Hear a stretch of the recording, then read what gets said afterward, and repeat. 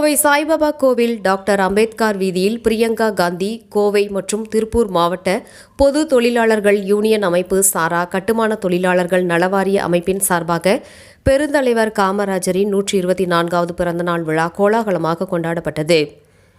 கோவை சாய்பாபா கோவில் அடுத்த பெரியார் நகர் டாக்டர் அம்பேத்கர் வீதியில் பிரியங்கா காந்தி கோவை மற்றும் திருப்பூர் மாவட்ட பொது தொழிலாளர்கள் யூனியன் அமைப்பு சாரா கட்டுமான தொழிலாளர்கள் நலவாரியம் அமைப்பு செயல்பட்டு வருகின்றது.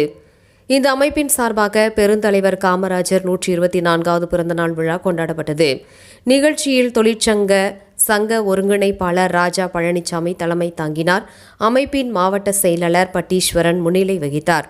விழாவில் சிறப்பு அழைப்பாளராக கலந்து கொண்ட INTUC பொதுச் செயலாளர் கோவை செல்வம் அமைப்பின் கொடியினை ஏற்றி வைத்து மரியாதை செலுத்தினார். தொடர்ந்து கர்மவீரர் காமராஜர் பிறந்தநாளை கொண்டாடும் வகையில் பள்ளி குழந்தைகளுக்கு கல்வி உபகரணங்கள் வழங்கப்பட்டு அனைவருக்கும் இனிப்புகள் வழங்கினர்.